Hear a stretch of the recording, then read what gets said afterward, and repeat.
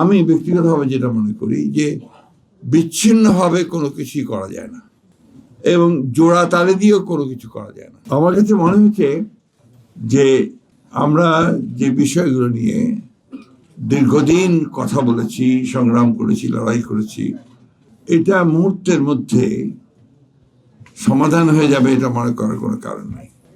এবং আমরা এখন যে সংস্কার, রাষ্ট্র কাঠামো সংস্কারের কথা বলছি, একই সঙ্গে যে অনেকে আমরা অর্থনৈতিক কাঠামোর কথা বলছি, সেগুলো একদিনের এই যে দীর্ঘদিনের যে সমস্ত আপনার অনাচার, অবিচার, নৈরাজ্য, দুর্নীতি, দুরাচার, সেগুলোকে কাটিয়ে একদিনে সুন্দর করে একটা রাষ্ট্র আমরা তৈরি করব, এটা মনে করার কোনো কারণ আছে বলে আমি মনে করি না। আনন্দের কথা এই যে এবার একটা ছাত্র জনতার গণ-অভ্যুত্থানের মধ্য দিয়ে একটা নতুন সুযোগ সৃষ্টি হয়েছে, যে 52 বছরে 53 বছরে আমরা একটা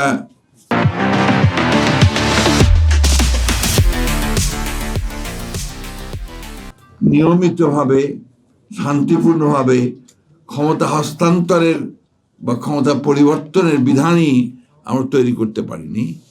সেখানে আজকে এসে হঠাৎ করে এই মুহূর্তের মধ্যে আমরা সব কিছু ঠিক করে ফেলবো, এটা মনে করার খুব কারণ হচ্ছে আমার কাছে মনে হয় না। আমরা চেষ্টা করছি, যারা রাজনীতি করছি, বিভিন্ন রাজনৈতিক দলগুলো আছে, আপনারা এখানে কথা শুনেছেন আমাদের অত্যন্ত জ্ঞানী রাজনীতিবিদদের কাছে, আমরা চেষ্টা করছি এবং এই 52 বছর ধরেই চেষ্টা করছি।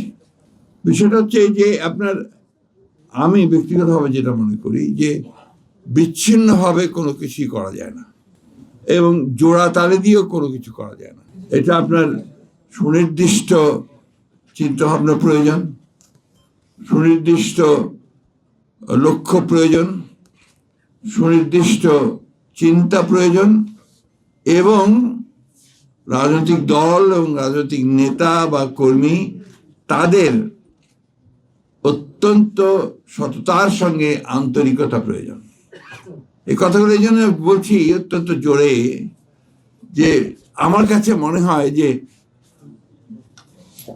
বাংলাদেশের রাজনৈতিক যে সংকট, এই সংকটের মূলে আরেকটা কারণ হচ্ছে আপনার দুর্নীতি, ভয়াবহ দুর্নীতি প্রতিটি ক্ষেত্রে। এই যে আপনার সামাজিক সুরক্ষার কথা উঠেছে, আলোচনা হচ্ছে, এইটা তো যে চেয়ারম্যান সাহেবরা বললেন, আমি নিজেও কিন্তু আপনার অভিজ্ঞতা আছে আমার এই স্থানীয় সরকারের দায়িত্ব পালন করার। অত্যন্ত সত্য কথা বলেছেন যে ধীরে ধীরে এটা আরো খারাপের দিকে গেছে এবং এখানে যারা নির্বাচিত চেয়ারম্যান বা আপনার যারা নির্বাচিত প্রতিনিধি, তাদের হাতে ক্ষমতা কতটুকু তারা সবচেয়ে ভালো বলতে পারবেন।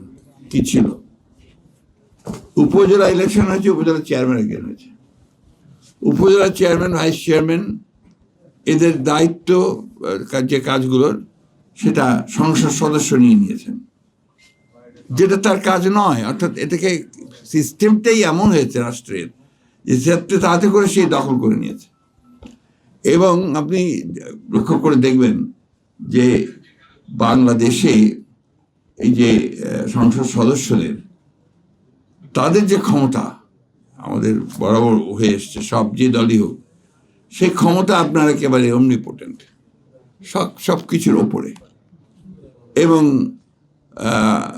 আপনার যেখানে তার শুধুমাত্র আইন প্রণয়ন করার কথা, সে জায়গায় সে রাস্তার আপনার ডেভেলপমেন্ট, বাড়ির ডেভেলপমেন্ট, স্কুলের ডেভেলপমেন্ট, এমনকি আপনার গাড়ি কেনা হবে কি হবে না সেটাও তার সঙ্গেও আপনার তার জড়িত আছে। এই যে বিষয়গুলো, এগুলো আমার কাছে মনে হয় যে আপনার এগুলো হঠাৎ করেই একটা বিচ্ছিন্নভাবে এই সুরক্ষার বিষয়ে আলোচনা করে সমাধান করা যায় বলে আমার কাছে মনে হয় না। এবং যেটা আমরা মনে করি, বিশ্বাস করি যে আসলে কাঠামোটা সংস্কার দরকার, এটা আমি মনে প্রাণে বিশ্বাস করি যে আমাকে আগে আমার কাঠামোটাকে বদলাতে হবে এবং সেই কাঠামোতে আমাদের এই বিষয়গুলোকে অত্যন্ত মানে গুরুত্বের সঙ্গে বিবেচনা করতে হবে। আমাদের এই সিস্টেমটাই তাকে পরিবর্তন করতে হবে। ছাত্র জীবনের প্রথম দিকে একেবারে সে ব্রিটিশ আমলের একজন বিখ্যাত কবি, আপনারা অনেকের নাম শুনেছেন, আজকালকার ছেলেরা নিশ্চয়ই শুনেছেন জানি না, সুকান্ত। তিনি বলেছিলেন যে অবাক পৃথিবী অবাক করলে তুমি, জন্মেই দেখি ক্ষুব্ধ স্বদেশ ভূমি। অবাক পৃথিবী অবাক যে বারে বার দেখি এই দেশে মানে অন্যের মৃত্যুরই কারবার। বিরাট কবিতা।